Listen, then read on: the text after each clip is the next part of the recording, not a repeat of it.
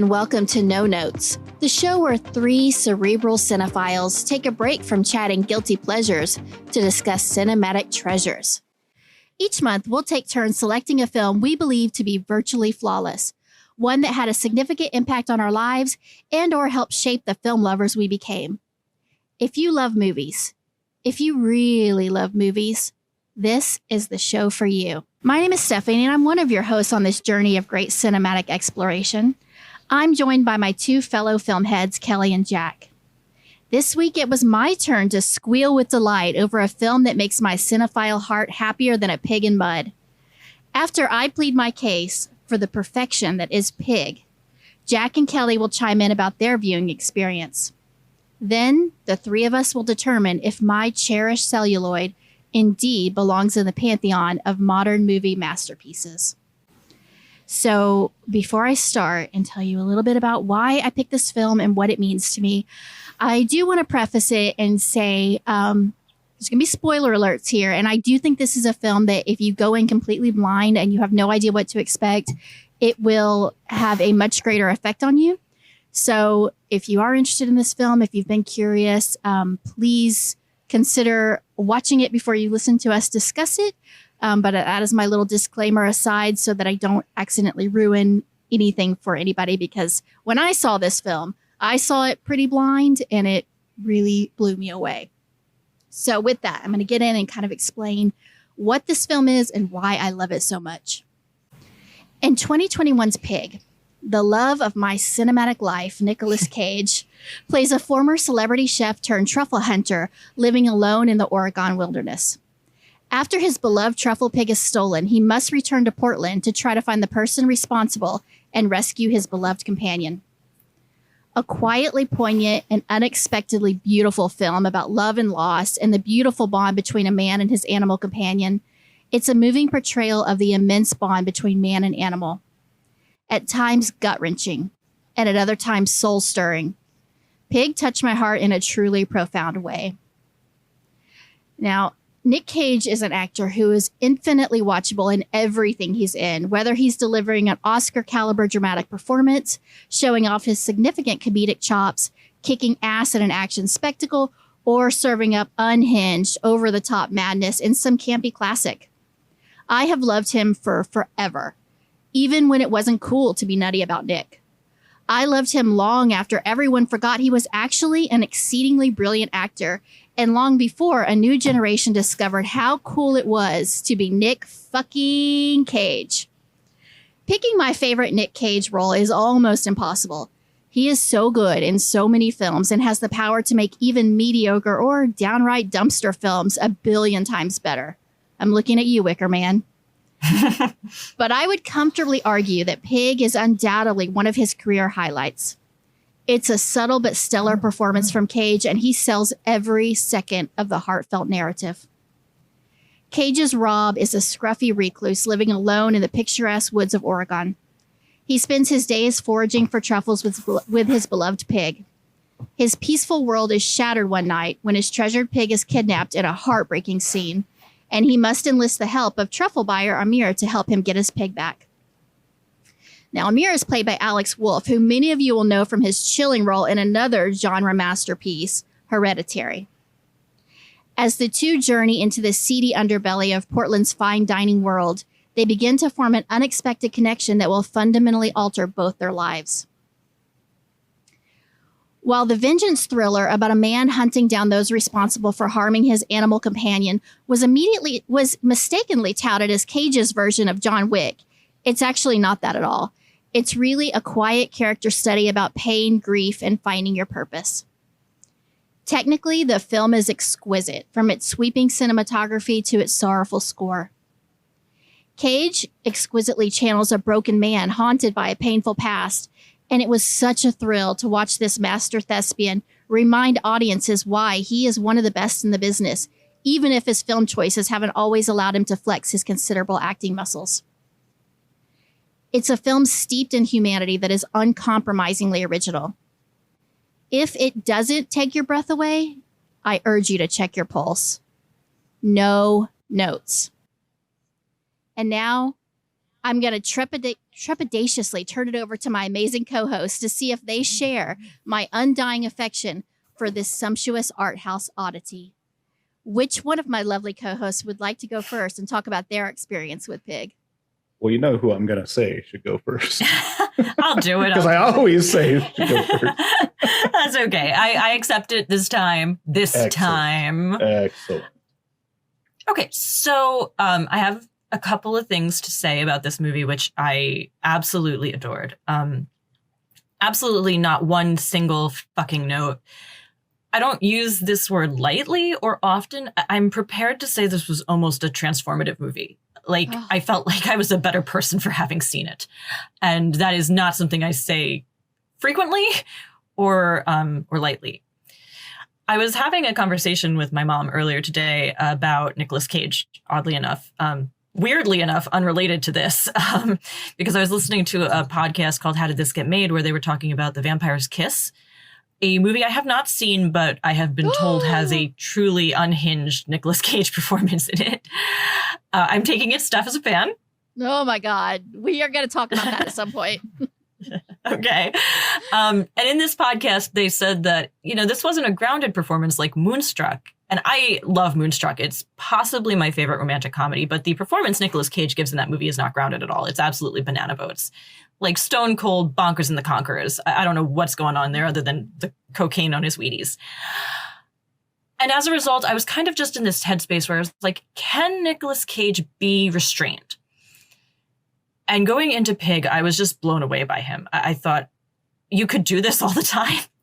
You've been hiding it, but this is incredible. An absolutely gorgeous performance. I think both he and Alex Wolff are incredible. It's mostly a two-hander, really.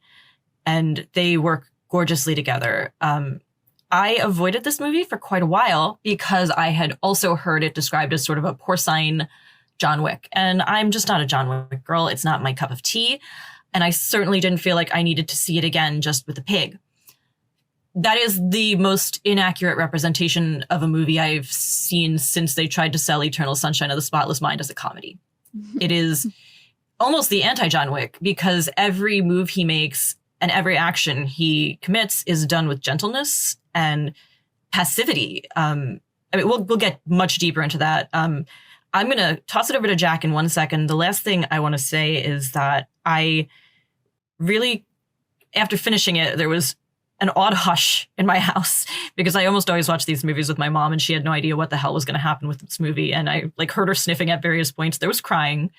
And both of us were just kind of struck completely silent by the ending. And I said that I kind of wish I could have watched it with a little bit more of an emotional remove, but I got completely caught up in how beautiful and profoundly moving it was. So there are certain technical things that while we're talking, I'd like to maybe dive into, maybe get your feedback on that I noticed, but didn't analyze as much as I maybe would have liked to, because I was so completely carried away by the incredible emotional impact of it.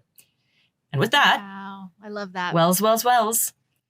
Yeah, how to follow that. So you use the word transformative, and that's actually something that, again, same as you, I don't use that a lot. I mean, cinema has the ability to kind of get under our skin in a lot of ways. And it's one of the things I absolutely love about cinema, is that it can really kind of reach in and grab your core and shake it around.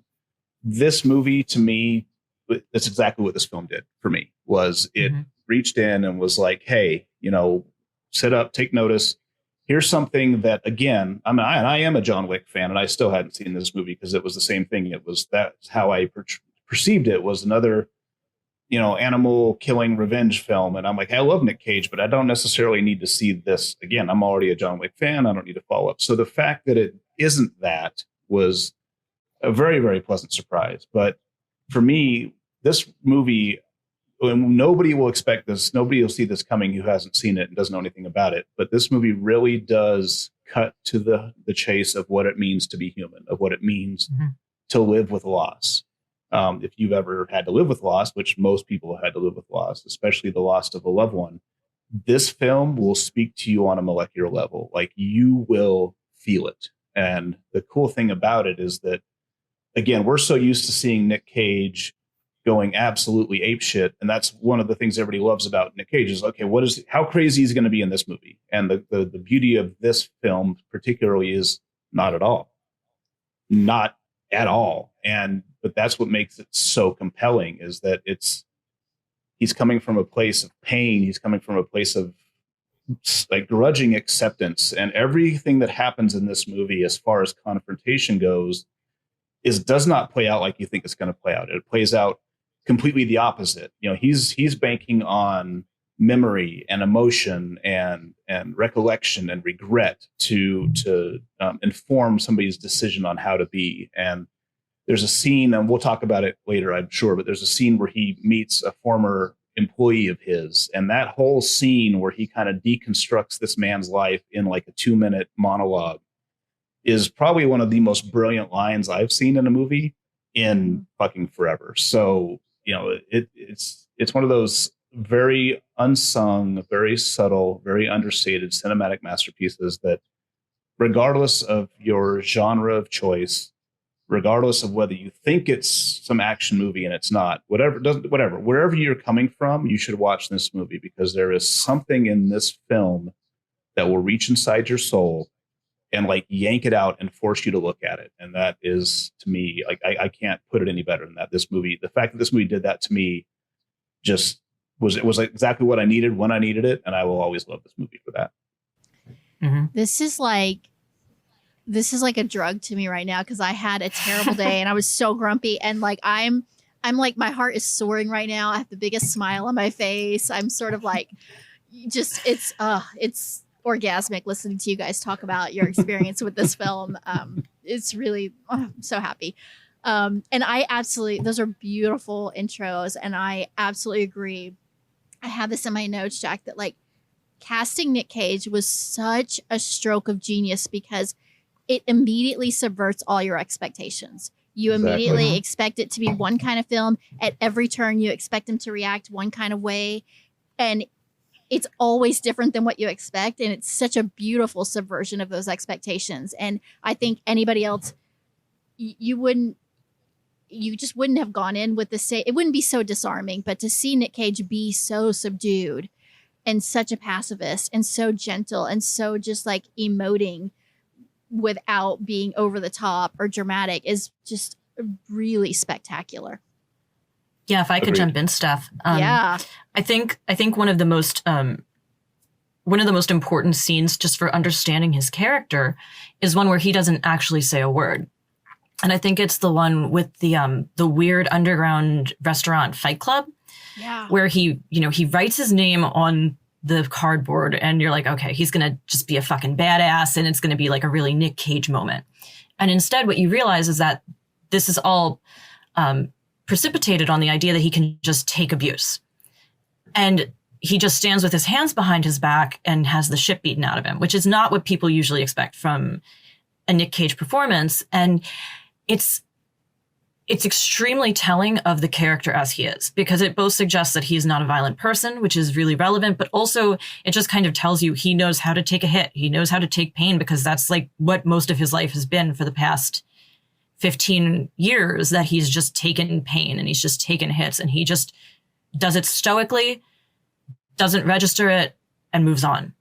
And it's, to me, that's like such a huge part of who he is as a character. And I loved that nothing in this movie was just like an exposition dump where like you see a character to the side and they're like, oh, well, he's the guy who ran the restaurant 15 years ago. And, then his wife died and now he's gone off. And like, they showed you everything. Yes. And they demonstrated it in these showing. Beautiful, subtle ways that weren't like over the top. They were just, they counted on you having the intelligence as a viewer to understand what they were telling you.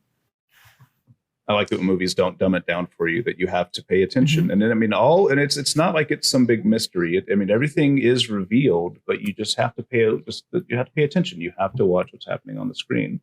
And this movie, more than any movie that I can think of, like, I just can't nothing comes to mind, is that this movie, one of the beautiful parts of this movie that is really just kind of on the fringe, is that it also shows that no matter what you're dealing with, no matter what is happening in your world, and your world is maybe very stagnant. He's in this state of loss where he hasn't quite accepted it yet. And his world is is very, very stuck in time. But when he goes back out into the world 15 years later to Portland, like everything's moved on, you know, and then not just in the ways that you'd expect. Like, you know, some movies will show a guy coming out of prison and he's like, oh, what is that? That's a cell phone. What the hell is that? You know, fine. But this movie, like you said, it's very subtle. You have to pay attention. It's the woman that he goes that co-ran the restaurant with him, you know, it's now not a restaurant anymore. And she moved on. Everything has moved on. And I think that's one of those things that happens in real life, but that most films never really capture, or they go way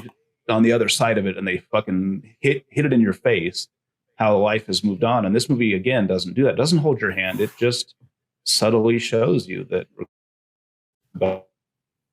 Oh, Jack, you cut out. regardless of what is going on where he's at in his stagnancy, everything else has moved on. And I think that scene where he's in that bakery and it's just like, again, you think it's going to go a certain way and it doesn't. And it's just so powerful and so like it hurts. Like it's a good pain. It's a cathartic pain, but this movie hurts like in all sorts of good ways, you know?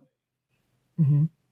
Yeah. I think something else that I really loved is the whole thing where he sees Edgar, who runs the weird waiter fight club. He tells him that his name doesn't mean anything anymore.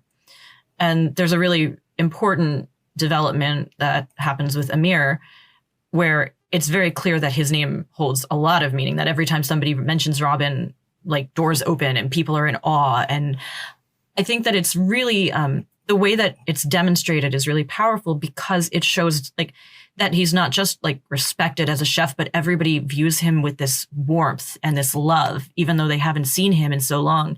And it's a really great way of like, when we meet Robin, he's this sort of, I don't want to say husk of a man because God bless him, Nicolas Cage gives him this very deep internal life that's really profound. And I'm going to use that word a lot, I'm afraid, but it is. But he's sort of a cipher. He's this hairy mountain man who's, you know, got all of his pain and everything. So we haven't seen this, like this warm person who's inspired these people to open all of these doors just at his name. But we get that from the way that people respond to hearing about him and the way that they even treat like Amir when he mentions the name. It's all kindness and it's all done without relying on like a flashback or having anybody explicitly state it. To capstone that, I want to say, yeah, exactly. And then like, if you think about like, you know, the villain of the piece, if you will, and the way that even that's resolved. And he even had an impact on that man's life, you know, indirectly had this huge impact on this guy's life, on this villain's life and the trajectory that he's kind of taken. And then when they have their final, I don't want to say confrontation, but it's, in any other movie, that's what it would be, but it's not in this film, you know, and then that impact comes forward. And like the fact that he reaches this guy who really kind of is the impetus for all the bad things that happen in this film, that it is a question of, you know, 15 years ago or however long ago, he actually like this guy remembers the night that Robin like made his world better, made his life better, and it impacts him that way. So it's, like, I don't know. I can't think of another film that has resolved conflict in that way. And it was really cool to see just how many lives he touched just by being him. And that was just amazing to see. Yeah. And I love, you know, to go back to, you talked about the scene where, you know, he gets told like your name doesn't mean anything. You're nothing. You're pretty much worthless because of the fact that he hasn't been in, you know, the scene. He like retired from his life in the restaurant industry and he went and kind of lived his own life secluded. And it really speaks to the fact that like no one sees you. No one sees like your individual value. It's just about what you can give them and like your perceived worth. And I think that's what kind of precipitates that speech that he gives to that chef where he just annihilates him, but he annihilates him, but in a really tender way. Like it's not meant to be mean. It's not meant to destroy the guy. It's meant to be like, look, like you're not living your truth. You're not making the most of your life. You're living for other people. You're living for that like praise and what people say about you. But he's like, but none of these people give a shit about you. Like, nobody cares about you. They just care about what you can give them. And the second you're not giving them that, you won't mean anything. So you might as well live your personal truth and live your authenticity and care about what you want. And I think that's like, because this film is about like grief and loss, but it also is about like kind of finding who you are and what you want and what matters. Yeah. And that's why I think that scene is so breathtaking, because it's it's done in such a really beautiful way that, again, isn't meant to be like, you fucking idiot, like, what are you doing? Why are you being so pretentious, you douche? It's more like, hey, you think this matters, but it doesn't matter. And the second you're not doing this and you're not giving people what they want, they will forget about you and they won't care. And none of this is real. And I think that that really like got to me in a really kind of profound way. Well, and the subtext of that is, it doesn't matter what you're passionate about, go after it. Stop living this pretend life, whatever it is. Go do the thing you're passionate about. That was the subtext, and that was awesome. Yeah, and I think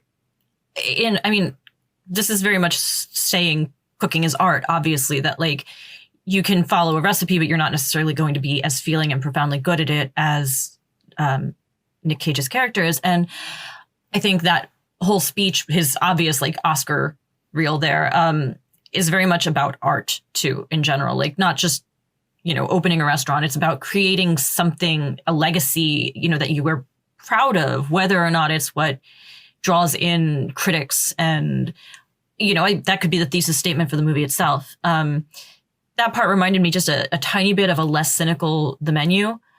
Yes. In that it kind of, but I thought, and this was one of the things that I wish I'd been a little bit more analytical about, and you guys can tell me what your feedback is on it. The way that they imply he's just kind of naturally in tune to cooking and gifted at it, I felt like that was supposed to be in contrast a little bit to the way that Amir is listening to those. He's not listening to opera. He's listening to somebody talk about opera. Yeah. As if he is trying to understand an art that he can't create, but that he wants to respect and admire, but he can't tune into it on that level. And I wanted to get more into that, but the nearest I could figure is that it's saying like some people just have this vein that's attached to it, and other people don't necessarily have that. And I felt like when he turns off the radio at the end and just kind of curls up for the little nap, it's sort of him accepting like you can't necessarily learn some of these things. You have to have the passion and the love, and making it cold and distant like that takes away from it. Well, what I got out of it, I think that's a really good read. What I got out of it was that he's kind of lived his whole life just trying to get his father to the acceptance and approval of his dad. Mm-hmm. And so he's sort of following in his dad's footsteps, not because he wants to, not because he's passionate, but because he's like, this is the way to get approval and to get attention. I think that again circles back to this overarching message of like, so much of what we do is for other people and to make other people happy and to earn some kind of praise for being who we are. Even though that praise is hollow, because it's never really about us. It's about the product and the, whatever somebody's getting out of us.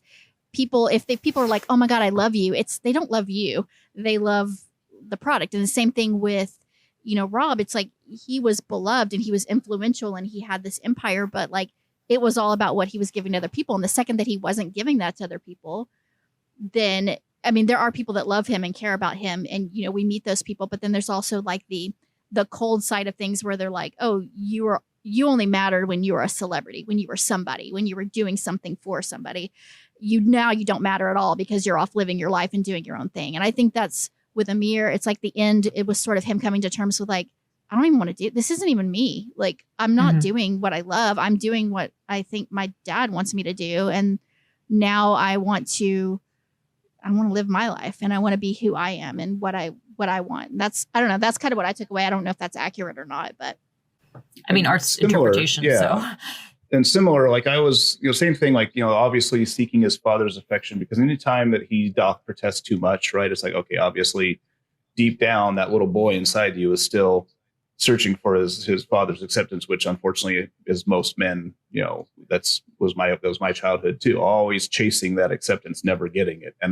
But I think at the same time, on the flip side of that is, he's looking for something profound. He's desperately searching for something profound. And so he's looking like at classical music, especially, which throughout the entire film, not the score of the movie itself, but the music that's playing in the background in Amir's apartment and his car and stuff are some classic, very, very popular classic opera selections. Some, the Flower Duet and a few others. Very, very awesome, timeless, if you will. And they even talk about that on the radio station he's listening to, where the guy's like, it was beautiful 200 years ago. It's going to be beautiful 200 years from now. And I think Amir is searching for that something profound. He needs something profound in his life. Yes, he's flashy and he's got the hot car and the nice clothes, and he's living this so-called fancy life, but he's never really experienced anything profound. And I think when he finally sees like this love that Nick has for just his pig, it's his companion, it's just this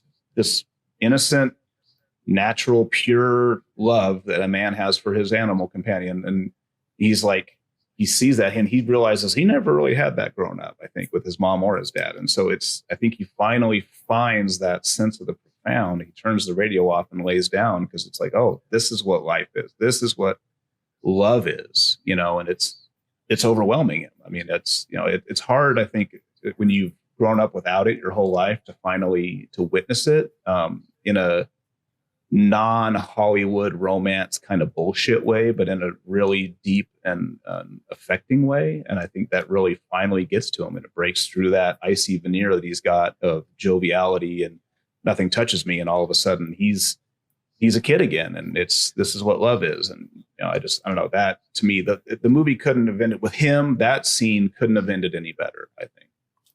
Well, and none of it could have ended any better. Like, it's tip to taint fucking perfect. Yeah. But I will say that I had 3 moments that got me really, really hard. I mean, the whole fucking movie obviously got me, but there were 3 that got me. And as much as I agree with you guys that speech he gives is really good, the ones that got me were both were really short exchanges, all 3 of them. And the first one is when Robin finally explains to Amir honestly why he wants the pig back, after he says, I could have figured it out. I could use the trees to figure out where the truffles are. And Amir says something like, well, then what was all this for? And Robin says, I loved her. And I mentioned to you both that this was going to be the Kelly sings the praises of Alex Wolff corner, and I'm about to start it. He does this expression that is so like good. That's the worst way of phrasing that, but it's mixed with sympathy and understanding and not a trace of the sort of cool guy irony we've seen a lot of. It just is a communication through expression. And that immediately choked me up. They were back and forth there. The second was when he was in the bakery and he asks for a second cookie to take to him, because I thought, what a good way of showing the way that their relationship has developed. It's such a sweet little gesture to take another one for his friend.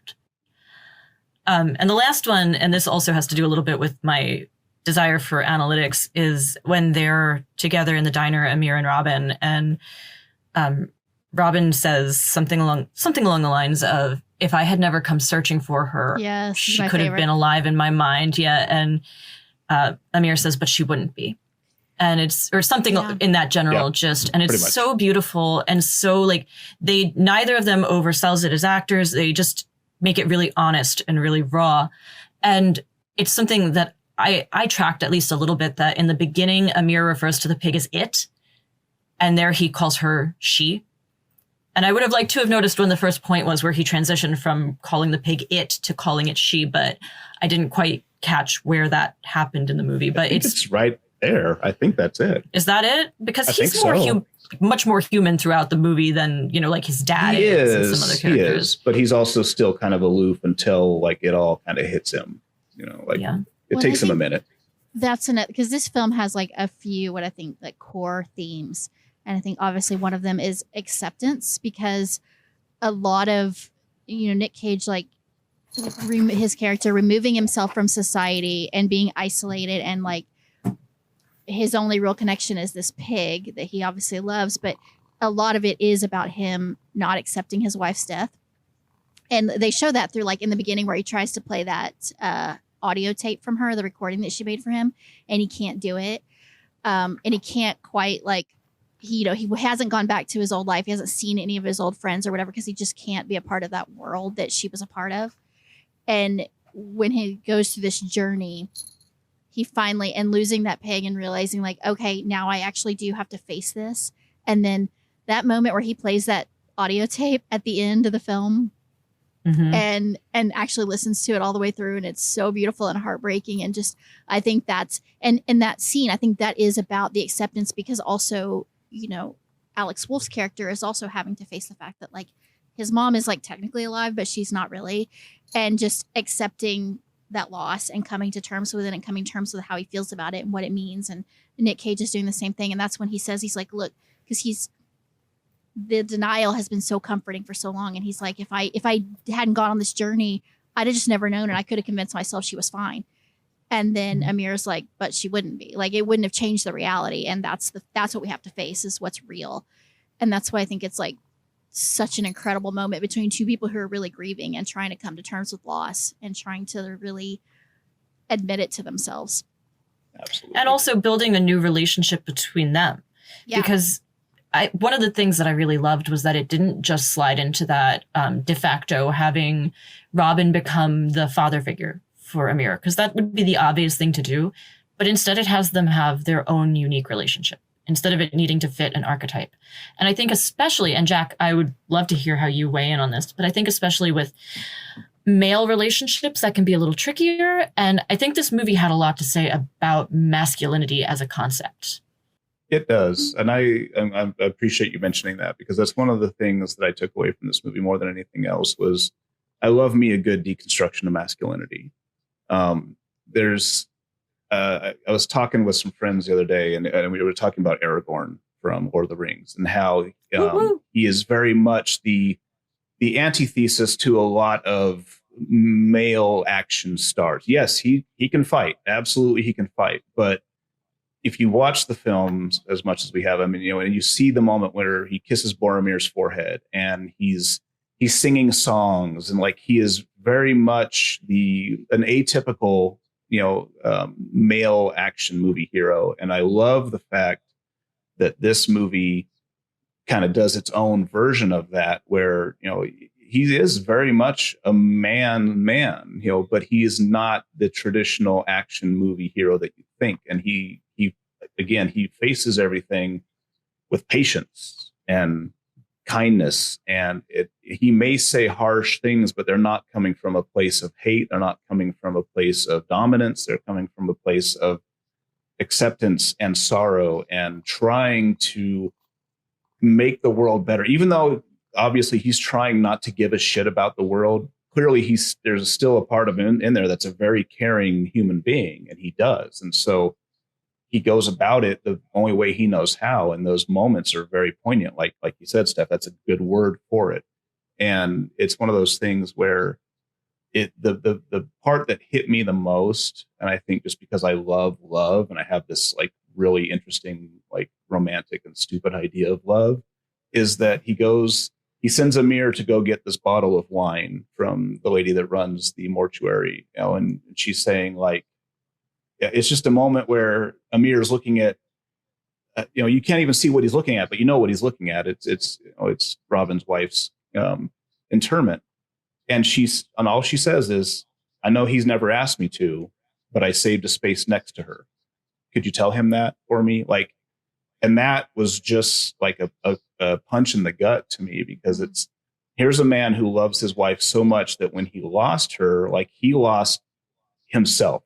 And his whole life, like the world for him just stopped. And like that kind of love is, a lot of movies try to show it by shoving it in your faces. And this movie does the exact opposite. And it's all the better for it, where it just insinuates and it just hints at it and it just shows you. It never tells you, like you said, Kelly, it's never like this exposition dump of anybody. It's just catching it in the moments, these real raw moments that hit. And it was like very impressive that they could capture it at such a visceral level. So yeah, this I would say is very much a good positive deconstruction of the typical masculinity that you see in movies. And not that I have a problem with that. I love me some dumb action movies where guys are slinging one-liners and shoving and like shrugging off bullets. But the reality of it is there's no reason that you can't be a tough guy and a manly man who does manly shit and also be in tune with your emotions and also there's no reason you can't try to make the world a better place and the lives of those around you better.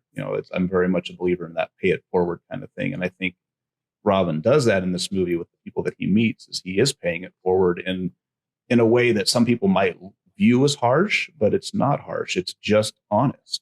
It's just from the heart. And that's like, yeah, truth hurts sometimes. And I think a very good point, Kelly. And I love this movie for examining that. I think though too, like it, and again, you probably have more to say about this than I do, but I think it just kind of deals with how complicated it is to be a man and an emotional man, because I think like the scene where Nick Cage finds out the pig is dead and he hits the floor, like to me, Alex Wolff plays really well in that scene because it looks like he just doesn't know what to do. Like he's angry at his father, but he also looks like he wants to comfort him. And there's this strange, I think most women, if they saw a friend like sink to their knees in pain, like we'd rush to them, we'd hold them, we'd do something.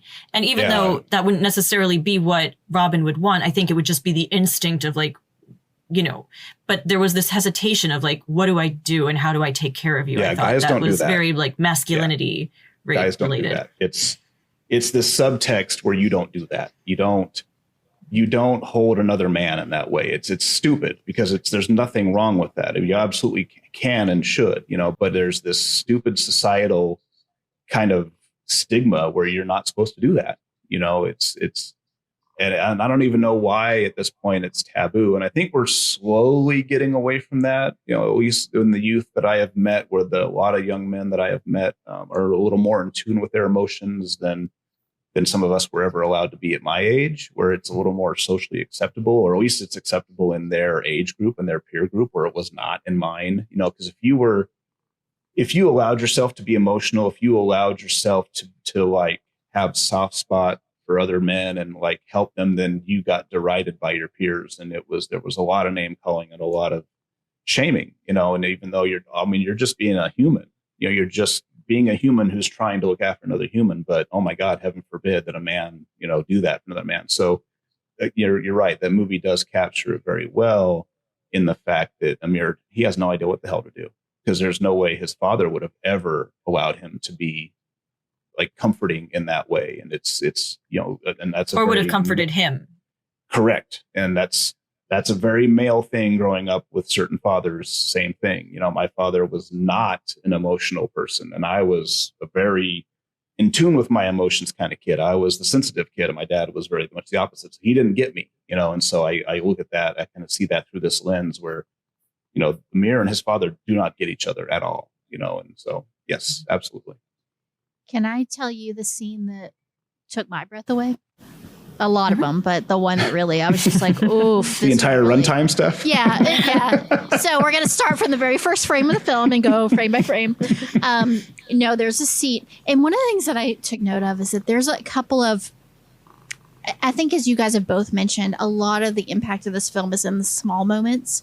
And it's not even in dialogue. It's in how people react. And if they are saying something, it's something very, very small that just is incredibly weighty, and really like bowls you over, but doesn't hit you over the head. It's beautifully done. But I think there's a couple of soliloquies that I think anybody in less capable of hands, they would have come across as really schmaltzy, and it would have been like, oh God, here's the like meaning of life speech, or roll my eyes. They have a couple of those, but they don't come across that way. They come across very profound and very just beautifully executed. But there's a scene where Amir and Rob are talking, and Rob is talking about a massive earthquake hitting California, and and how we're like due for another one, and the impact of it. And he has this speech, and I'm going to paraphrase, so I'm not going to get it quite right, but he's like, if you manage to survive the initial impact of the earthquake, 5 minutes later, you'd look up and you'd see a wave 10 stories high ready to flatten the city. And so it's really about the loss is the earthquake, and looking up with life without the person that you love, or, you know, the pig, or, you know, his wife, the pig. That's the after effects of the earthquake. It's like you survive that impact, and people around you tend to be like, oh, you're fine now, right? Like we're past that. That's over. And the worst part of it is to come. It's what happens after that. It's what happens after the funeral, after everybody's kind of like over it and they feel like you should be moving on, and you never really can move on because it just flattens your whole life. It just devastates everything. And I think there's this beautiful, that there's a callback, because I think the ending is somewhat open to interpretation. I've heard some conversation about exactly what it means, but that moment where he just looks up at the sky, and the idea that he's like looking up, waiting for like, okay, losing pig was the earthquake. Now looking up is what's life without her? What does life look like now? Where does he go from here? And that's, I don't know, for me, that just like that whole scene really, right now, even it's getting to me, like my heart's beating fast thinking about it. It really, I think speaks to loss in such a profound way for anybody who has been through loss, that I think that's just, it was so exquisitely written and so beautifully executed. I feel like that scene is like absolutely flawless. Absolutely. And I agree with you. Like a lot of this, and most of it obviously is about loss, but like, it's also about how, like you said, moving forward, he's scared of letting new people in, and watching him like very gradually thawing to the Alex Wolff character in these subtle ways, even to the point of saying like, I'll see you next Thursday. Like this idea that he is maybe letting somebody new into his life, and that with him, all of it is bound to the idea of, if I let somebody new into my life, am I going to lose them again?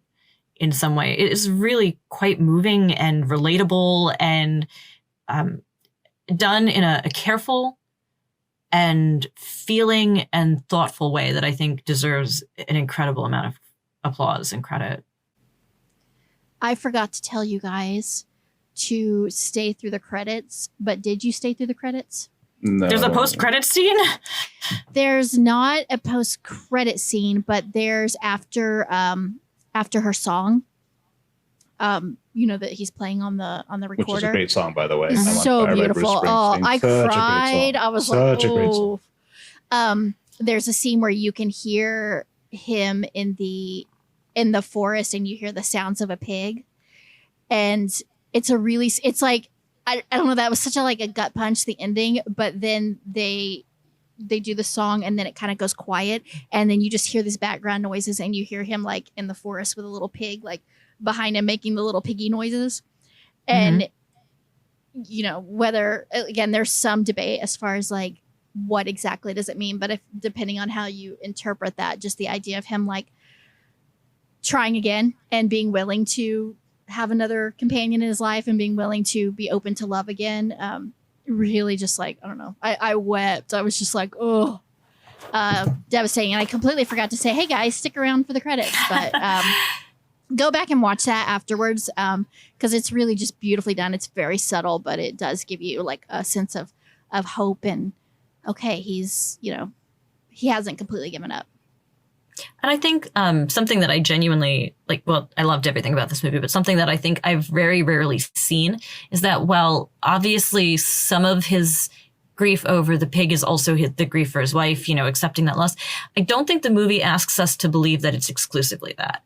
I think, and I say this as there is an incredibly fat cat on my lap, it's a movie that understands that the living things in our lives, like these things that rely on us and that are companions to us, whether they're a human or whether they're a pet, become really, really significant. And losing that in any capacity, whether it's obviously the loss of a wife is incredibly different, but this pig has been his companion for years. And that loss is real. And I think it's really great that the movie doesn't ask us to only accept it as a stand-in.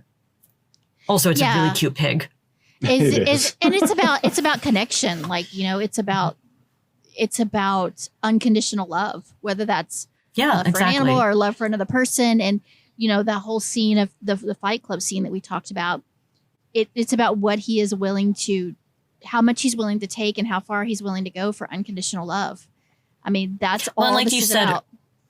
Yeah, like you said earlier, Steph, like a lot of the love it's suggested is somewhat transactional. You know, my love for you is based on this thing you can do for me. And when he realizes, or when he reveals rather, that he could have found the truffles without the pig, you realize this is a completely unconditional love. It's not transactional. There's no part where he's like, well, I need this pig because it does this for me. I love this pig because it does this for me. It's just that he loves this pig.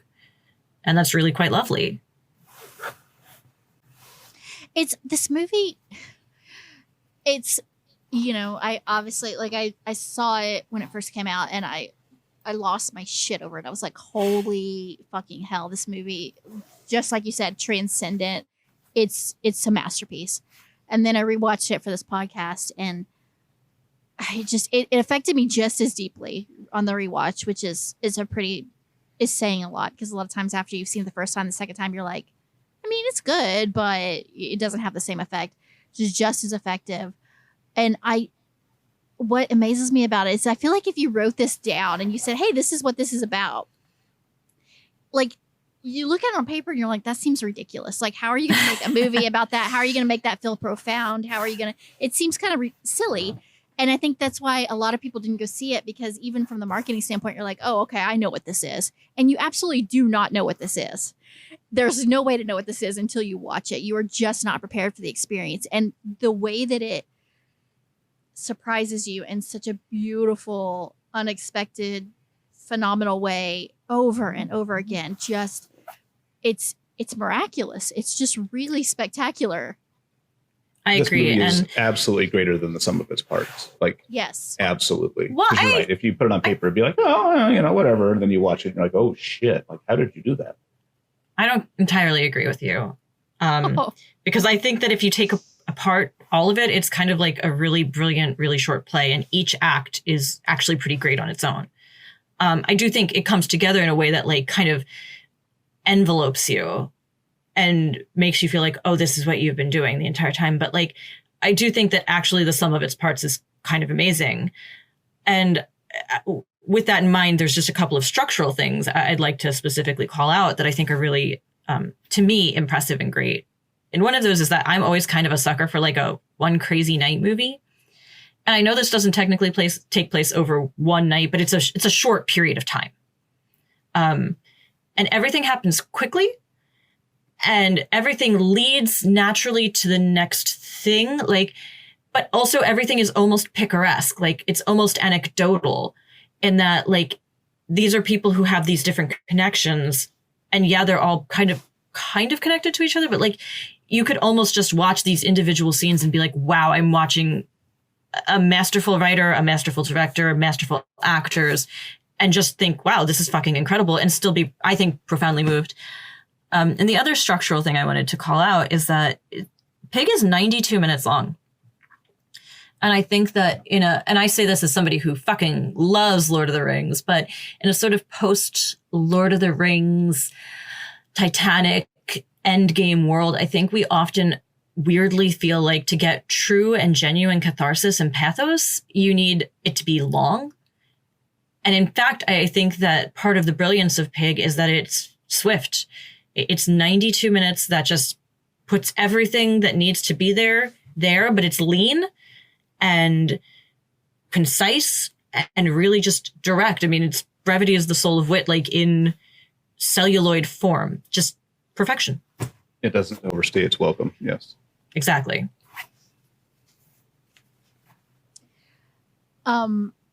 This is going to be, I'm almost hesitant to say this because this is such an intense comparison. But the way that you talk about this film is how I feel about, so my favorite, we've talked about this, I think, like on a Afterglow show. My favorite director is Ingmar Bergman. Mm-hmm. And he makes those kind of films where it's like, ultimately, like nothing really happens if you really try to dissect it, but like everything happens. And it's really just quiet character studies and conversations and emotions. And it takes your breath away. It's just such a stunning, enveloping, like to use your word, Kelly, experience. But like, if you look at it on paper, you're like, okay, that sounds a little bit dull. Like that's not super exciting. And isn't technically super exciting, but it's riveting also because you're so invested in these characters and you can feel every ounce of the emotion and it feels very sincere and authentic.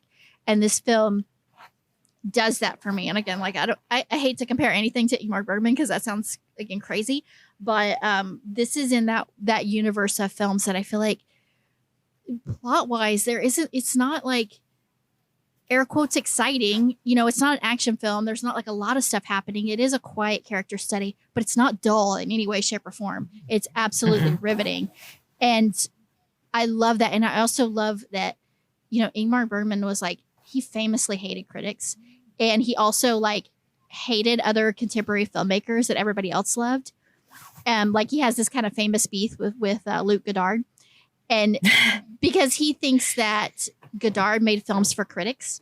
And so I agree with him, actually. He finds it pretentious. And he's like, the only reason to make art is not because of what anybody else thinks or because you want praise or you want to be immortalized or you want to be famous or rich. It's like the only reason to make art and make films is to express your soul. And if you're not doing that, get the fuck out of here. You're a hag. Yes. And that really reminds me of that speech that he gives to the chef. That's what that was all about. That was about like, look, like you're doing this for other people. You're doing it for the wrong reasons. Nothing is real. None of this is real. It doesn't matter because your heart's not in it. Your soul's not in it. And therefore it's shit. No matter how much people praise it, it's still shit. And that Amen. I felt like really spoke to me on that level as well. Same. I want to mention that there were not many jokes in this movie, but there were two moments that made me laugh. The first is when he's trying to bust through to the what does he call it? The Portland Hotel or something like that. Yep. And Alex Wolff is kind of justifiably, to be honest, at this point, like he's been driving him around and kind of just taking his surly stoicness and not really pushing back much. But he's finally like, you need to fucking give me some answers. And he says something about like, you're just some crazy mountain man who probably fucks his pig. And Nick Cage just goes, I don't fuck my pig. And for some reason that like completely broke me. And I don't know if it's because there were so few jokes, but like just the way that that's the only thing he addresses in an absolute tirade of abuse, just I don't fuck my pig, made me laugh pretty hard. Me too. And the other moment that's like not really necessarily a full-on laugh, but was sort of a chuckle and was also pretty sweet was just when Alex Wolff says, well, fuck it, I'm not moving to Seattle. And Nick Cage says, fuck Seattle. Fuck Seattle, yeah. Yeah. Yeah, at the end of that's after they have that big powerful scene that I was like cooing about where he talks about the earthquake and the aftershock. And then and this is another thing, like this film, it's funny, but it's funny without really trying to be funny. I mean, it is throwing some jokes in there, but it's not like jokey jokes. It's like human interactions, human interactions are sometimes really. It feels organic. Yes. Yeah. Yeah. Just the like off the cuff kind of silliness that breaks up the tension and the heartbreak and the suffering and is just like the right amount of levity at the right time. And they do that so well. It's funny in the way that real life can be funny, even when you're not trying to be, or even when it's not expected. Yes. And sometimes Or life just is like funnier the when way you're. Oh, God, sorry. Oh, no, you please finish. I'll go after you. What I say, sometimes things are funnier when you're at your lowest, where you're just like, okay, I can't take another. Like it's like if you're talking to a friend and you're just everything sucks and you're stressed and you're overwhelmed, and then they just say the right thing at the right time, and you both just start laughing uncontrollably. It's because you need that catharsis so much, and it is so healing when it comes at the right moment. Go ahead, Kelly. I'm sorry. No, that's okay. All I was going to say is that it's a movie without a romantic subplot, and I respect it for that. And I think that it's great to make the emphasis be their relationship. And I think that with that, like, as you start a new relationship with a friend, with a lover, with whatever, like you start to realize these little areas where your interests and your sense of humor intersect. So you just become more comfortable saying these things that aren't even necessarily intended as jokes. They're just like you. And to me, that's how it felt, like, especially as he thaws and as Amir becomes less an affectation of himself, like as both of them just become warmer towards each other. It just has that feeling of like when you're entering a new relationship and you start to let your walls down and just show who you are. I feel so warm and fuzzy inside, and I don't think it's the alcohol. It can be both. Yeah, why not both? Yeah. I mean, I am drinking a lot of alcohol, but this conversation I think would do it alone without anything else. I will say, to me, the scene where Amir and Robin are cooking the meal, which did lead to also more crying for me. I cried at least 3 times during this movie. Same. I thought that was such a joyous sequence. And I loved that like so much of the movie is this sort of subdued, beautiful, melancholy tone. But to me, during that scene, even without any spoken words, like seeing him sort of taking somebody under his wing and maybe seeing Amir for the first time in his life, having somebody give him that kind of attention and care, like it just felt so joyous to me. And again, with the whole like enveloping you in sort of a feeling of like a hug, to me, that scene was that. I agree. And I think what's so beautiful about this film is that none of these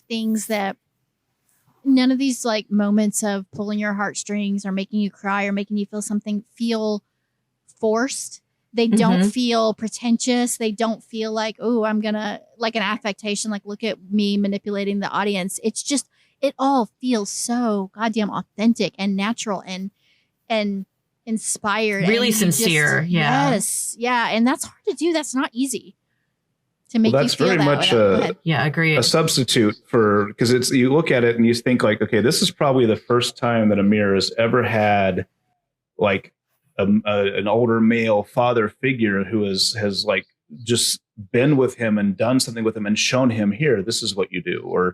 And this, because it's, I mean, I look at it, I love cooking. Like I absolutely fucking love to cook, and I love cooking with my kids. It's one of those things that just, whatever they grow up to be and do, and however they live their lives, we will have these moments where that they can look back on and go, yeah, my dad and I were in the kitchen making something together, and then if they ever come back over to visit, we can make something together. It's a very unifying kind of act that you can do that is so very subtle that I think a lot of people overlook it, and a lot of people forget just how important it can really be to share that act of creation and that act of, creating nourishment with somebody that you love. And so the fact that he is, again, taking this, what I would say is predominantly viewed as a feminine trait with the cooking, and, even though there's, obviously plenty of male chefs, and he's kind of subverting that, where he is showing Amir's character how to do that and taking that, fulfilling that father figure role without the movie ever saying it, without anybody ever saying it. It just happens.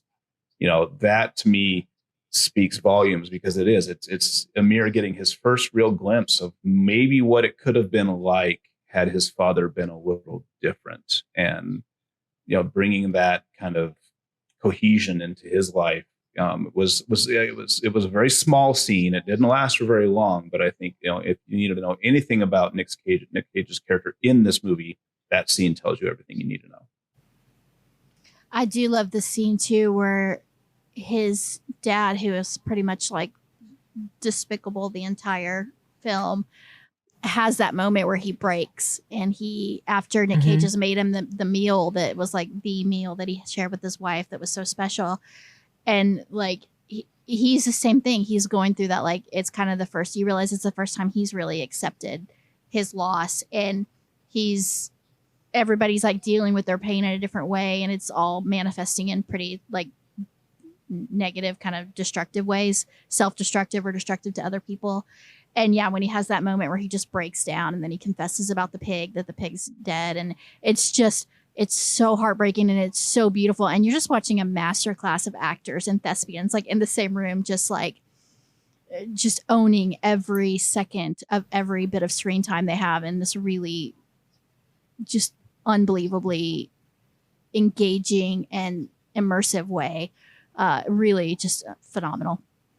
And that's why I think like there's an absurd amount of praise that needs to be heaped on, especially Nick Cage and Alex Wolff, who are just, both of them are fucking brilliant. They're just unspeakably good. But the writing in this movie is so tight. It would be so easy to flub this, to not have it work, but it does. And it's because it's concise, it's direct, and it is not a wasted word. Everything that is said in the movie is important, not necessarily to plot, because this isn't a plot movie. This is a character study. And every spoken word tells you something about these characters. To kind of return to your thesis about the comment on transactional love stuff, I think that it's also really powerful, the moment where Amir goes back to pick him up after Robin's told him we're done. And Robin has gone to talk to his dad, and he's pretty much told Amir, like, fuck off, we're done. But Amir still goes back for him. Yeah. Because obviously at that point, their relationship has gone beyond to him just, you're the guy who brings me truffles. Like, he cares now, and he is invested. And on a kind of selfless level, he wants to be able to do something for him. And even if the only thing he can do for him is give him a ride somewhere, like, he wants to be able to provide that. And the movie counts on us being able to read that and not having to say, this is an act of love, having us being able to watch it and say, oh, this is how he is showing him that, which I really appreciate, because I do not particularly like when movies talk down to me. I like one that thinks I have something of a brain and that, you know, you can interpret it. And I thought that was really profoundly lovely. Absolutely. Yeah. And I think to your point, you know, you talked about not a word is wasted, not a second is wasted.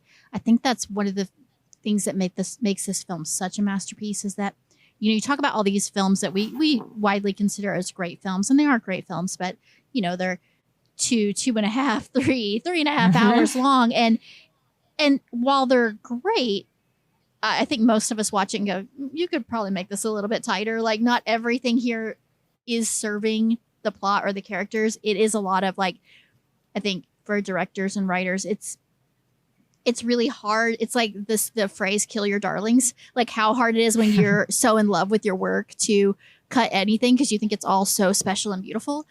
And the more you cut, the sort of more respectful it is of your audience, and the more respectful it is of the story, and the more it feels like there isn't a second wasted.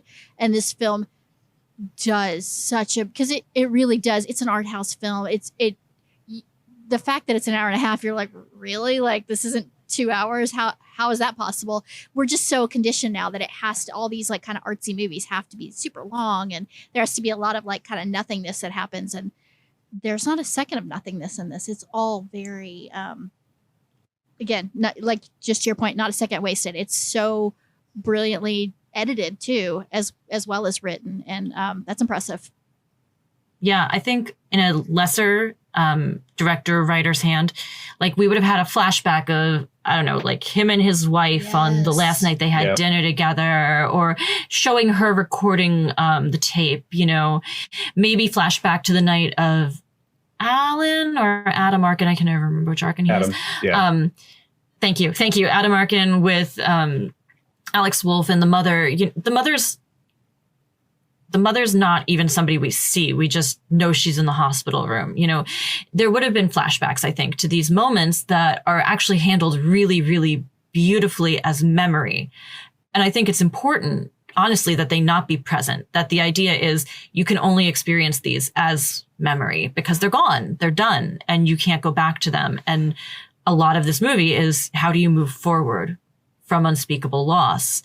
So having the flashbacks would lessen it, but I do feel like that's what most movies would do. Like, you need to see this, and that'll really make you cry. And like, I can't imagine anything that would have been more powerful to me than hearing her like kind of ghostly wail of "I'm on Fire" by Bruce Springsteen at the end, playing over a shitty cassette tape. Like, it absolutely is so haunting and beautiful and heartbreaking.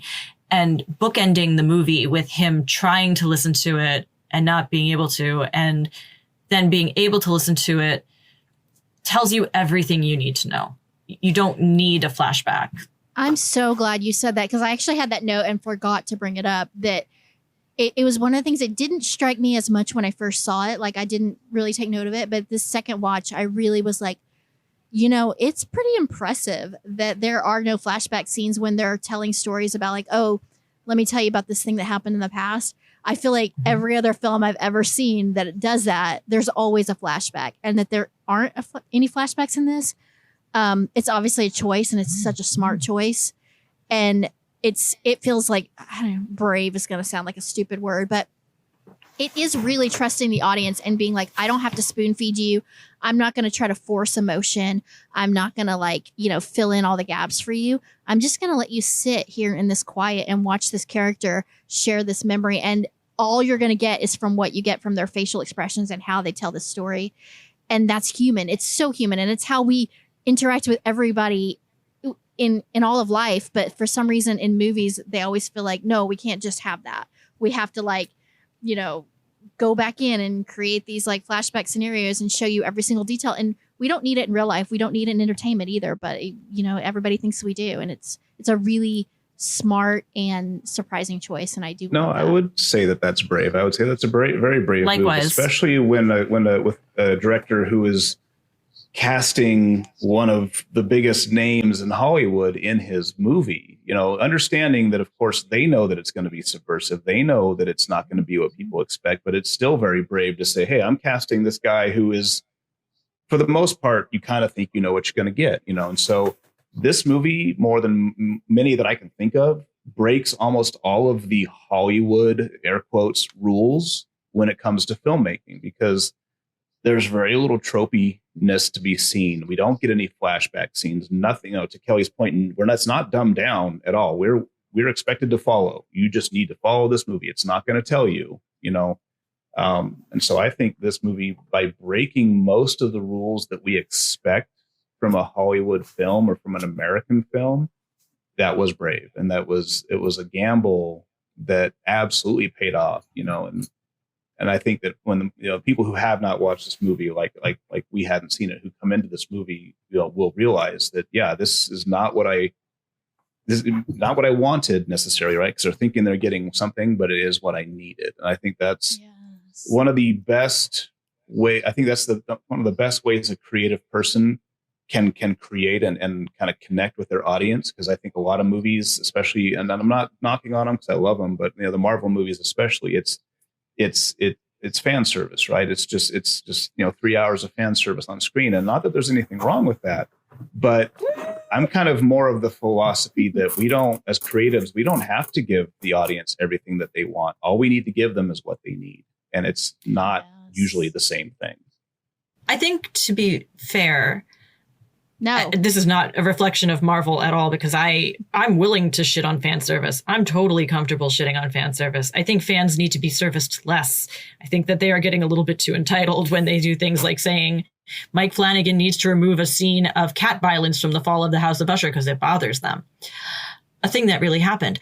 But I think that in praise of Nicolas Cage being a Coppola with a lot of power, he's put his weight behind some interesting projects that I don't know that they would have been made without his name.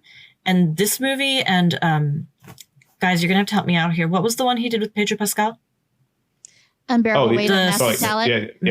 Yes, which is a really, really good movie too. And So also good. a surprisingly subtle Nicolas Cage, actually. Yeah. But I think that, I don't know if he was an executive producer of that, but he was an executive producer of Pig, I noticed.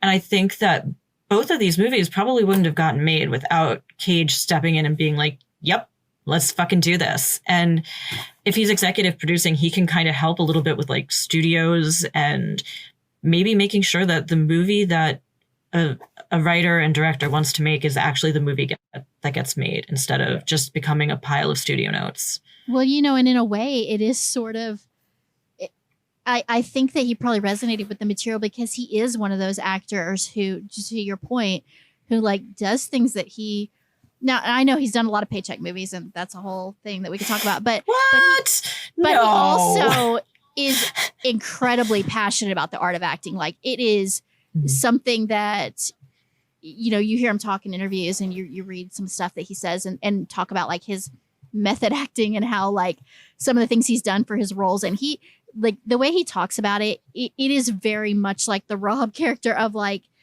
this is passion. Like, sure, the money, whatever, but it's like this, I'm doing this because this is everything to me. And I think that really comes through. And I think it comes through in like the kind of roles he chooses and what he chooses to put his weight behind, especially when he, has the ability to choose whatever role he wants. He really does. And I think we talked about this on the last episode when I talked about that we were going to talk about Pig. In an interview when he was talking about this film, he said that he really did relate to the character, that for him, he felt like he had retired to the wilderness, which is the indie scene. And he's like, the idea of doing another Disney film and going back to like Hollywood mainstream stuff. He's like, that makes me, first of all, it terrifies me and it horrifies me. And I can't even imagine it. He's like, I'm having so much fun right now, really finding myself and doing all these weird roles and having all this diversity and this freedom to kind of be whoever I want to be and do whatever I want to do. He's like, this is freedom for me. It's like amazing. It's everything I ever wanted. And so I think that he definitely has a lot of kinship with this material. And I think that's probably part of why he kind of like got behind it and helped, like to your point, make sure that this got made, because it is kind of it is weird on a lot of levels. It's definitely not mainstream. Yeah, his career's kind of doing like an inverse Liam Neeson. Like Liam Neeson started out doing all of these like really thoughtful actorly roles, and now he's just like, I get to pound on bad guys? Okay. Whereas Nicolas Cage was always, well, pounded on somebody. Sometimes it was just an island full of women. I'm a fan of The Wicker Man. It's a bad movie, but I love it. And now he's kind of like, I mean, Renfield is super fun. It's certainly not like a thoughtful role. And I haven't seen Mandy, but I don't think it's like a quieter role. But like, he's definitely leaning into more like creator-driven projects, I think, instead of feeling more like IP popcorn, which to Jack's point isn't inherently a bad thing. Like making just fun, stupid movies is not a negative thing. But I think that with somebody like Nicolas Cage, who I've kind of a little bit started to dismiss in recent years, despite being a huge fan of Raising Arizona and Adaptation, which I think he's incredible in both of those. So many Ghost Riders and National Treasures and things like that. I was kind of like, okay, I get it. I'm not really into what you're doing. And now he's making choices that make me excited about his career again and make me feel like he's showing he's an artist instead of just, somebody who accepts a dump trunk of money on his driveway every once in a while. I felt so fucking vindicated after I saw this movie because he's done some stuff since then. It's like Unbearable Weight that has got like really kind of turned the conversation around, and people are like, oh shit, Nick Cage can act. And I'm like, first of all, no shit, guys. Like, he didn't forget how to act. He may have been making some shitty movies, but he was always a brilliant actor. And when I saw this film, I was like, it's like I have such a personal investment in it. I'm like, I felt personal pride, even though I had absolutely nothing to do with this and like have no relationship to Nick Cage whatsoever, unfortunately. But seeing him do a role like this and seeing him prove that he could really subvert expectations and he could do a quiet, tender, really, sensitive, emotional role and just absolutely nail it. I think it's really hard to watch a film like this and not be like, oh shit, Nick Cage can act. And while that shouldn't be a revelation, I felt like it was a revelation to a lot of people in recent years. And I am here for it. I'm so thrilled to see it.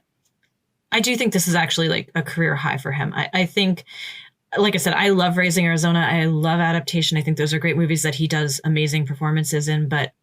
And I've never seen Leaving Las Vegas, I think. Is that the one he got the Oscar for? Man, yeah. Holy shitballs. But I'm prepared to say, like, with the caveat that I haven't seen that, which, again, he like won an Oscar for. If this isn't his best performance, it's got to be top 5. It's up there. It's definitely up there. I would agree. And I am somebody who has seen, I wouldn't say I've seen all of his stuff because that feels impossible, but I've seen a lot of his stuff and a lot of his good stuff. And this is, it's arguably in the upper echelon for sure. So quick question. Did you guys catch the Tom Waits song playing in the diner when he goes to the first diner? Mm-hmm. I have a Tom Waits ear, so I immediately was like, I know that guy. What song was it? I don't know if I caught it. I didn't catch what song it was. I just caught that voice. You can catch his voice. Yeah. Yeah. Mm-hmm. Yeah, you can kind of tell. Yeah, he's pretty distinctive. So I thought it was kind of appropriate that was as close as they came to like a mainstream song, something by Tom Waits, because it's not a movie that pop music would feel in any way appropriate in. No. Yeah, no, I think the musical choice, like I think I mentioned this in the beginning, the score it's not like overpowering, it's subtle, but it is it really does. It works really hard for this film. It does. I love the soundtrack. Absolutely love the soundtrack. It's beautiful. I also think there were some really interesting camera angles. I would, again, with the whole, I wish I could have been more analytic about it, but like when he's talking to the woman in the bakery, the entire time you're like outside of the bakery looking in. It never gets very close with them. Like it's always out of remove. And I think it's after he finds out the pig is dead that the entire time the camera is just over his shoulder looking out the window of the car, and you can see his hair blowing in the wind, but that's it. And I thought there's something happening here. There's definitely something the camera angle is trying to tell me. And I'm just like so caught up in my emotions that I can't give it the proper attention and care it needs. Yeah, I don't know what that would really signify because I'm not a film critic or like analytic like that. But I mean, to me, he's looking in the mirror. Like the mirror is just, they're driving away from the news that he got, and and all you see is just like you said, his hair and the side rear view mirror, and it's just, to me, it was the past. To me, that just signified looking in the past and how he is on his way to leaving the past in the past. This was the turning point that had to happen for him to get out of his rut. Right. And to move forward. And so the car is moving forward. He's looking in the past. He's grieving for the past, but he is being propelled forward almost against his will, if you will, because at that moment, I don't think he really gives a shit, And so, but that is the healing process. I mean, a lot of little things that conspire to move you ahead one step at a time, even if you don't want them to, especially when you don't want them to, that happens anyways. And so that's what I took away from that particular segment anyways. Yeah. And I think that that's kind of the magic of this film. You talk about analyzing it. And I mean, I think it's beautiful. Like when you first watch it, I think it is just an emotional experience and you're just feeling everything. But you also are very keenly aware that every single thing that you're seeing or hearing is a very deliberate choice. Like you can feel the craftsmanship of this film. And so it does make you, like, when you rewatch it, I think it has such rewatchability because now you can like really look at the very specific choices in the context of the overarching film and really understand that there's not a single thing that's like, I mean, this is fine. This will do. Like everything's a very conscious choice and every camera angle is very intentionally done and it's all meant to tell a very specific story. And I love films like that there's just so much to unpack. It's a very simple film, but it's also very, there's a lot of layers and you could watch it multiple times and get something different out of it every time. Yeah, I agree. And I think like the real artistry of it is that like, while I did sort of notice these things, I know there were like 1,000 other things I didn't notice because they did exactly what they were supposed to do. Yeah. They say that the best scores are the ones you're not actively aware of because the whole point of it is, to build the emotion in the sequence. And I feel like it's obvious that an artist made this movie. Like it's art. It's beautiful. It's so careful. And like you said, every choice is a choice, but you don't feel like this is just somebody showing off their ability. You feel like they just understand this is how you make something moving and this is how you make something that's going to be effective. And so I'm using these things not just to show you I went to film school and I know how to do a Dutch angle. I'm doing it because it is what you need for this moment. Right.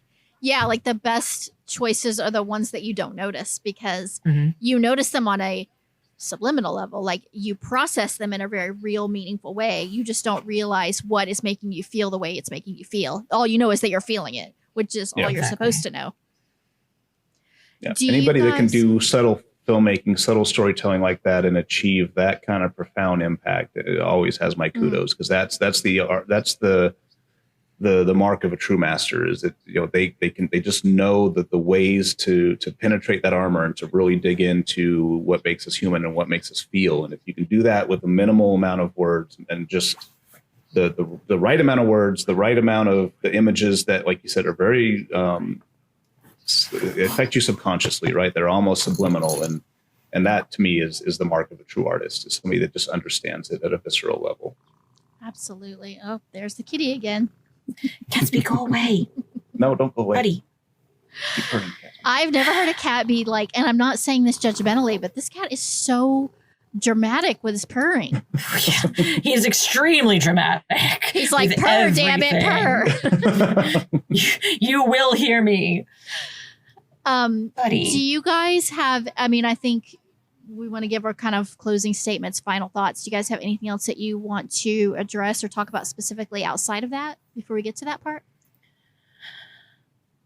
I had so many things to say, and I think I covered most of it. And I think I'm going to be thinking about this movie for a really long time to come. It's incredibly beautiful, and it was nothing I expected at all. I think, too, as I mentioned to you guys in the little group chat we have, I think it's astonishing to me that more people aren't talking about how exciting of a young actor Alex Wolff is, because to have gone from Hereditary to this is like, it's an amazing display of range in movies where both of them gave just deeply, profoundly moving performances in very different ways. So that's pretty much all I've got. I'm sure I've got other stuff, but it's just going to have to stew around in there for a while. Yeah, side note, Alex Wolff, like Hereditary is one of my favorite movies of all time. Same. And when he was doing press for this movie, actually, he talked about how much that movie destroyed him. Like, he's very proud of it and he loves that movie, but he's like, it damaged me. He's like, I couldn't sleep. I had psychological damage. He's like, that movie was the real deal. Like, we were fully invested in it. I thought it was interesting that Alex Wolff was like, because I think he's brilliant in Hereditary, that he was just like, so good. It fucked me up. Because it fucked me up watching it, and it fucked him up acting in it. And I was like, that's how you know that people gave everything they had to give.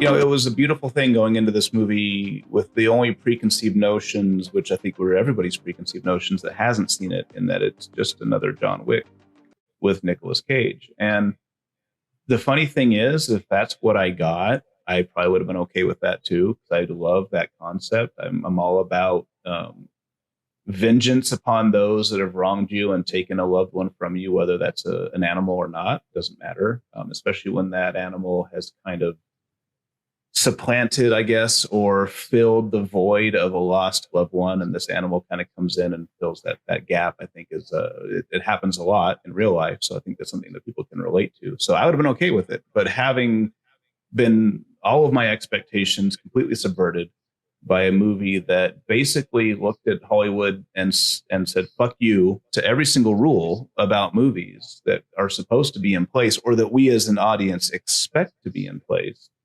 This caught me completely off guard, and in all the best ways.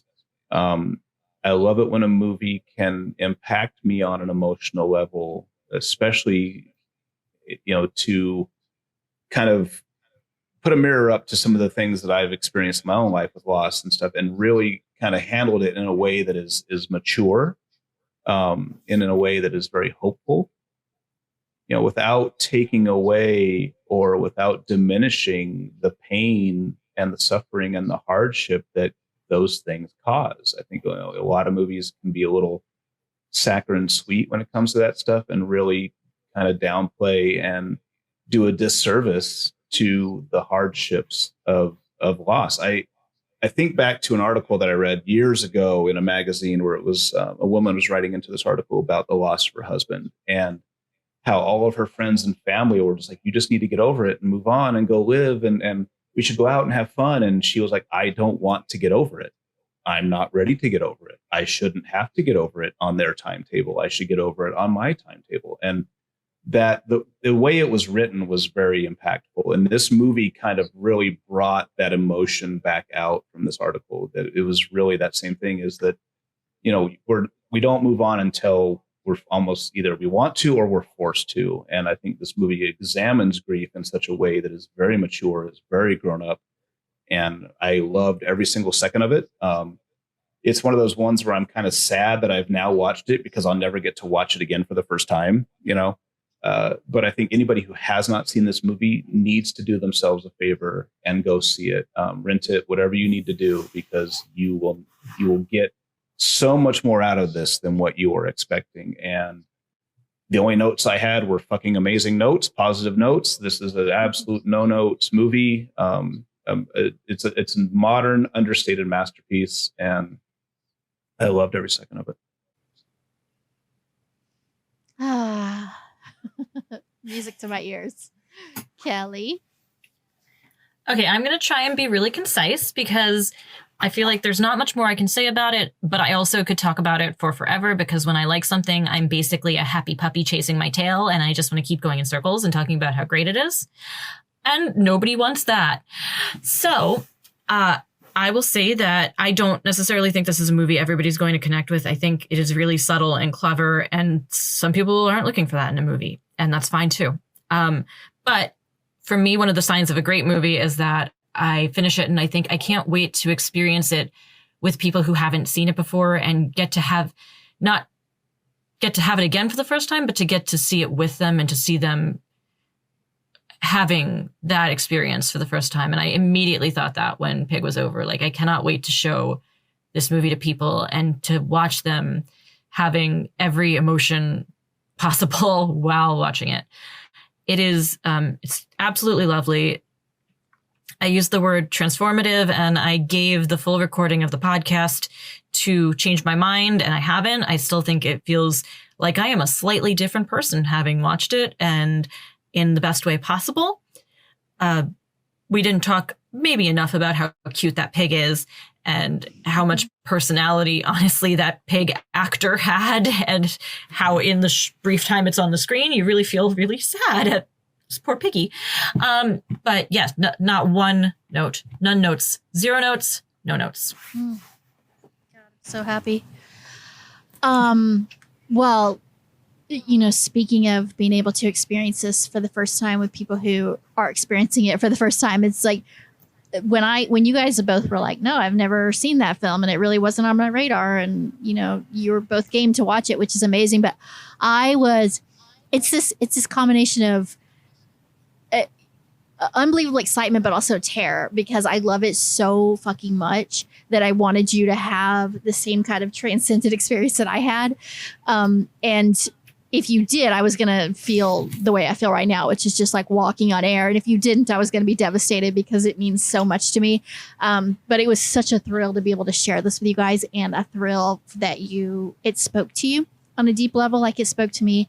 That has meant the world, because this film is very, very special to me. And I love that it resonated with you. And like you said, Kelly, like, I mean, it's one of those films, Jack and I were talking at the beginning of this before you got here, that like, it's hard for me to imagine someone not liking it, even though you are right. It isn't for everyone. You know, it is a very specific kind of film, and it probably won't speak to everyone, but it's like, I feel like there's something wrong with you if it doesn't speak to you. Like, that's how judgmental I am, because it speaks to me so profoundly.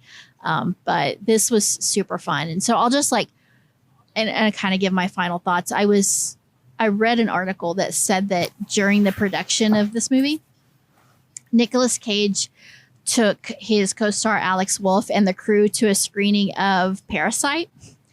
And, you know, perhaps to show them a film that is so good at surprising the audience in unpredictable and unforgettable ways, which, you know, this film shares a lot of DNA with that film in that way, is that in the way that you never really know where it's going, and it never fails to captivate at every single turn. And that is hard to do, and it's pretty miraculous when a film can do that. It is a film that begs to be felt. It begs to be deeply contemplated and reflected on. In my mind, it feels impossible not to be moved by the poetry of the film. It offers tough but profound lessons on what's important in life. With its tagline and raison d'etre, we don't get a lot of things to care about. And I fucking love that. Like, that line in the film and that sort of through line throughout the film really just takes my breath away, and really gets really to the heart of what it means. I think, Jack, you brought this up earlier, what it means to be human, what it means to be alive and to live. While it is heartfelt and moving, it's also funny in a lot of ways that we've talked about. It's ridiculous in a lot of ways. Like, a lot of the plot points are kind of crazy, but they never feel the slightest bit inauthentic or insincere. It all feels like it's played with absolute sincerity. And, as far as Nick Cage goes, I mean, I think everybody knows how I feel about him. But in his illustrious career, which has spanned now 4 decades and more than 100 films, I do believe that Pig represents one of his most profound, inspired, and unforgettable performances. Playing a world-weary man who carries a deep sense of sadness, he is absolutely transcendent. It is also the role that the legend himself cites as his best work, so I think that tells you a lot as well. And as brilliant as he is, and he is remarkably brilliant, Alex Wolff more than holds his own while playing the straight man to Cage's mysterious hermit. The two make a charmingly mismatched pair while rediscovering the power of human connection in an often cruel and merciless world. I think those two together are just breathtaking, and everything they do is just completely flawless. It's a world, this world we live in is a world that, as Robin explains, is one where we don't have to care, but we do care. And precisely because caring, no matter how devastatingly painful, is really the entire point. It's the only point. Pig is an unassuming masterpiece. To borrow a catchphrase from my lovely co-host, from tip to taint, it's flawless. But more aptly put, from snout to tail, absolutely no notes.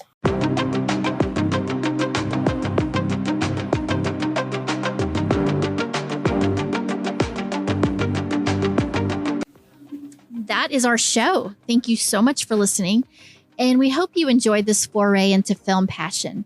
If you like what you heard, please consider giving us a 5-star rating on Spotify or a 5-star review on iTunes to help more people discover it. And remember, in a mad, mad world, movies help remind us of our humanity and capacity for great beauty. Film criticism is important, but film celebration is essential. Until next time, take note of the movies that matter and join us in proudly proclaiming no notes.